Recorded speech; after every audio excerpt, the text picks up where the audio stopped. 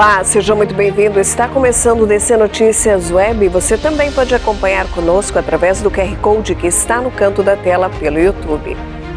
Veja agora os destaques dessa edição. Paraná adere à Rede Mundial Oceano Limpo. Dia contra o desperdício. Estado virou exemplo. Hoje é Dia Mundial do Turismo. E tem notícias do esporte. O DC Notícias Web está começando.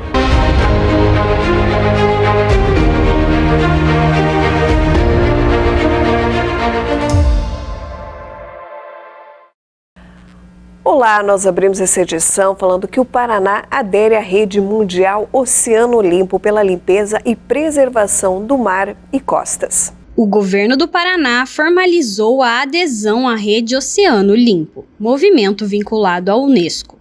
A iniciativa foi da Secretaria do Desenvolvimento Sustentável, com o objetivo de destacar a importância da preservação e do bem-estar marinho. A carta oficial foi assinada pelo presidente do IAT e o diretor de Políticas Ambientais da Secretaria do Desenvolvimento Sustentável.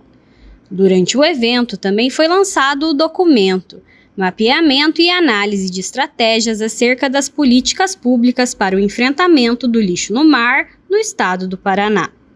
A ação busca fomentar a implementação e continuidade de operações para o enfrentamento dos resíduos marítimos. O Paraná aderindo à Rede Oceano Limpo, o Paraná também continua com o seu protagonismo na adesão a compromissos e agenda ambiental internacional.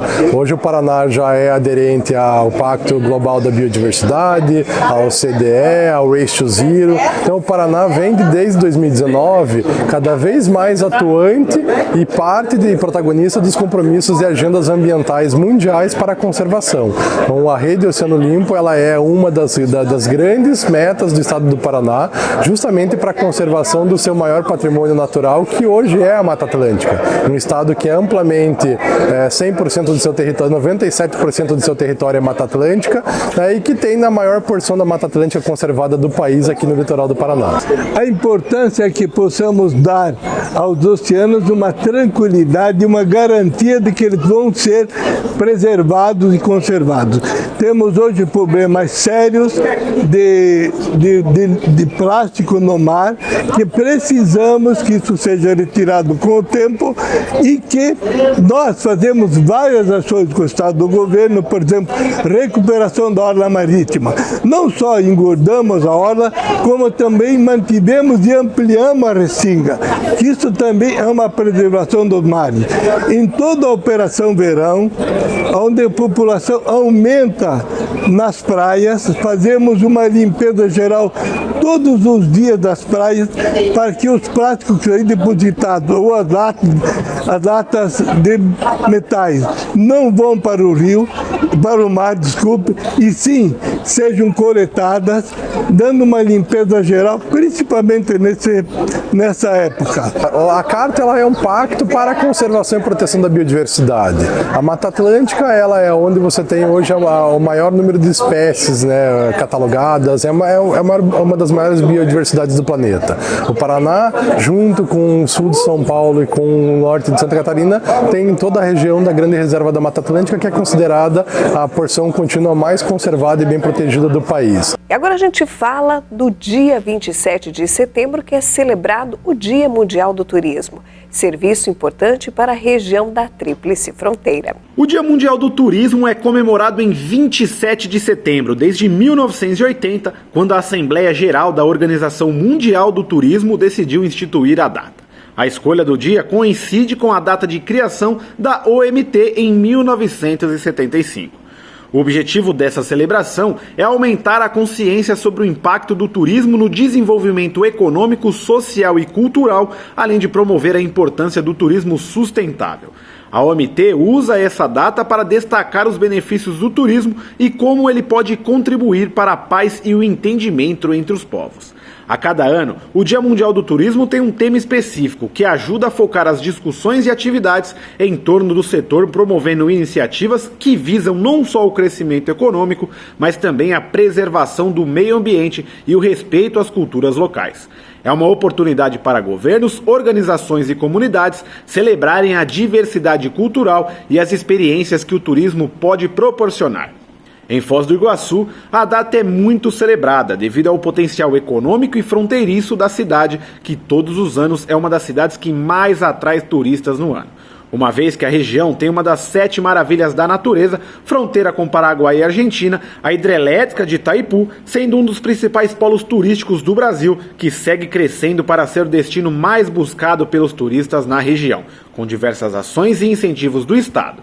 Empresários locais e comitês municipais trazem eventos mundiais para a cidade de Foz do Iguaçu. E veja a seguir, Dia contra o Desperdício é no próximo domingo.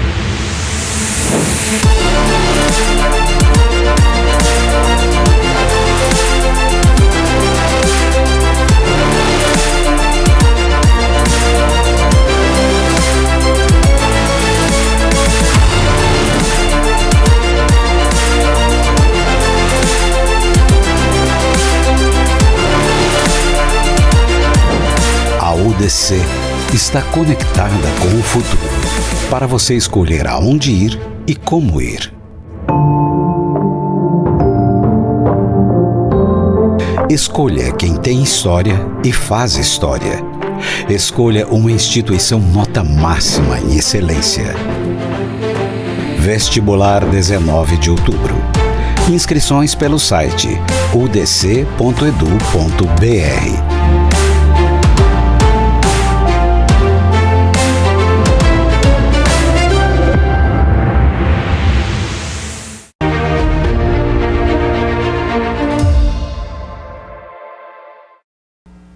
Estamos de volta com o DC Notícias Web, agora falando que a Organização das Nações Unidas para Alimentação e Agricultura, a FAO, instituiu em 2019 o Dia Nacional da Conscientização contra o Desperdício de Alimentos, que é celebrado no próximo domingo, dia 29 de setembro.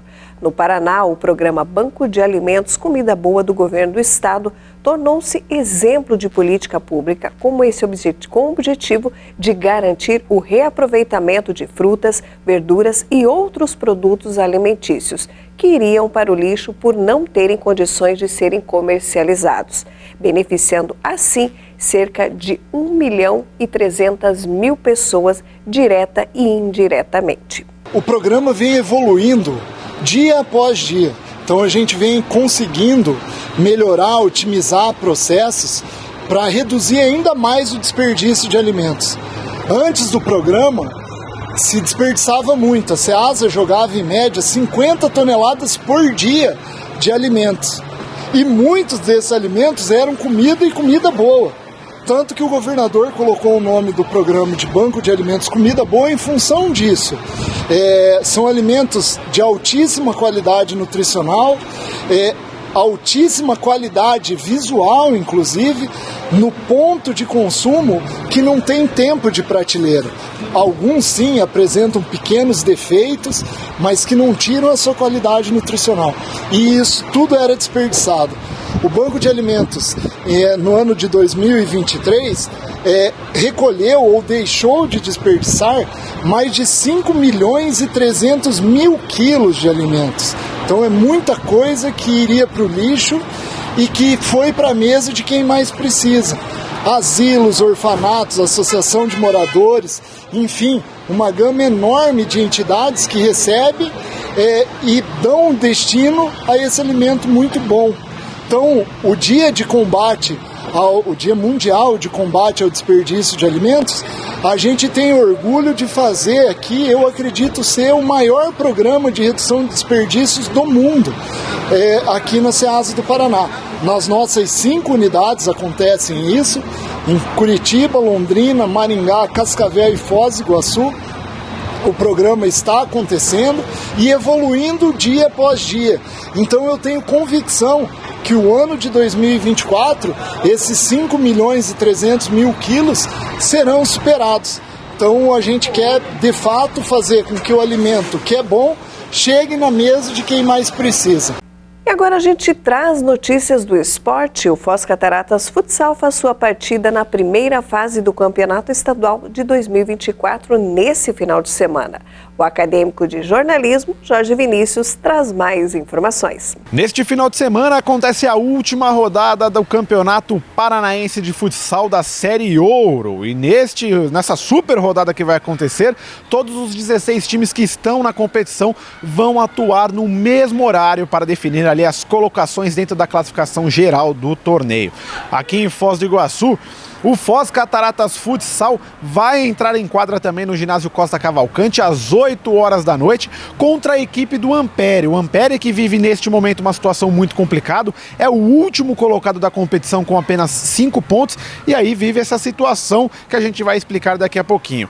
O Foz Cataratas Futsal é o 10º colocado, tem os seus 17 pontos e busca aí uma classificação, uma vitória um pouco maior para tentar aí subir na tabela. Vale ressaltar que na competição já feita aí pelo regulamento, os 4 primeiros colocados vão diretamente para as fases de quartas de final. O 5º até o 12º colocado fazem ali um mini torneio para decidir aí quem vai conseguir passar. Apenas 4 desses times ultrapassam aí para a próxima fase e acabam se classificando também para a fase das quartas de final. E quem fica entre 13º e 16º farão ali um torneio de repescagem e aí apenas os 2 times que sobrarem ali, 2 vão acabar caindo e outros 2 times ali vão ficar, conseguir a classificação e se manter na elite do futebol paranaense de futsal aí nessa Série Ouro e não vão jogar, obviamente, a próxima fase, porque não tem a classificação e também não vão jogar a fase prata do ano que vem, a segunda divisão. Vão se manter apenas na Série Ouro. Então, é uma rodada importantíssima. Quem quer acompanhar aí o Foz Cataratas Futsal, que vai brigar mais uma vez por essa classificação, às 8 horas da noite no ginásio Costa Cavalcante. E óbvio que a torcida do Azulão vai fazer a presença, vai estar no ginásio Costa Cavalcante e vai apoiar aí o Azulão da Tríplice Fronteira. Obrigada, Jorge, pelas informações. E com a volta do calor, bombeiros reforçam o alerta do combate aos incêndios florestais. O Paraná registrou até o último domingo o total de 11.927 incêndios florestais no ano de 2024. Isso significa que em cerca de 20 dias esse número aumentou 17%. Até o dia 1º de setembro, o estado havia acumulado 10.187 casos desta natureza. O problema só não foi maior por causa das chuvas durante o mês, que ajudaram a reduzir a média de ocorrências diárias. Nesse ano de 2024, nós chegamos à marca de 12 mil incêndios florestais atendidos pelo Corpo de Bombeiros. Principalmente em agosto e setembro, ali até o dia 13, nós tivemos muitos incêndios. Só no mês de agosto, nós tivemos uma média de 94 incêndios atendidos pelo Corpo de Bombeiros por dia. Já em setembro, do dia 1º ao dia 13, a média foi de 129 incêndios florestais por dia atendidos pelo Corpo de Bombeiros. Se a gente tivesse mantido as condições climáticas aqui no estado, nós poderíamos ter chego a quase 4 mil incêndios. Então, os números eles são muito grandes e agora, nesse momento, que as condições climatológicas mudaram e voltou o tempo seco, vai ter um novo período de estiagem, a gente tem que tomar algumas atitudes preventivas. Dessa forma, a gente vê que os incêndios florestais estão aumentando novamente e você pode ser um agente na prevenção dos incêndios florestais, não utilizando o fogo para fazer queima de lixo, queima de vegetação, jogando o lixo no local correto, móveis também velhos, jogando nos locais que são determinados pela prefeitura, não colocando em terrenos baldios, não soltando balões, que inclusive é um crime e pode iniciar incêndios florestais. Então, contamos com você nessa luta contra os incêndios florestais aqui no Paraná. Caso você veja uma pessoa praticando alguma dessas ações, você pode sim fazer uma denúncia no telefone 156, que é da Prefeitura, ou no telefone 190, que é da Polícia Militar, que eles vão fazer a fiscalização e a autuação nessa situação. O Corpo de Bombeiros pode ser acionado caso você veja um incêndio. Então o telefone é 193, não se coloque em risco e acione a corporação para fazer o atendimento. E veja a seguir, pátio da Receita Federal está lotado e no próximo bloco você acompanha uma entrevista com o delegado-chefe da Receita Federal.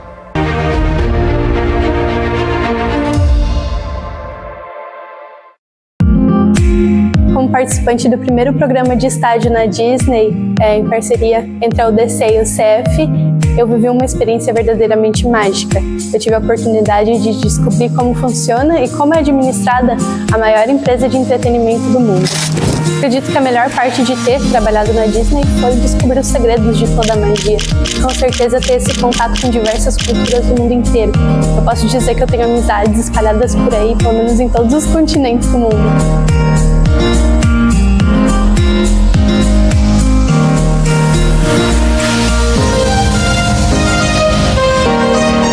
Estudar nos Estados Unidos foi uma experiência incrível que me agregou muito, tanto na minha vida acadêmica quanto na minha vida pessoal e profissional também.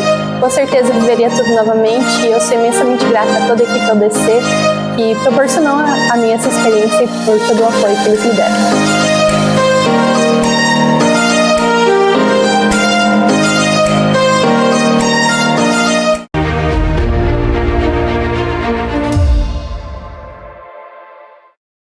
Estamos de volta com o DC Notícias Web, falando que o pátio da Receita Federal aqui em Foz do Iguaçu está lotado. Cerca de 6.000 veículos, entre carros e motos, estão no local.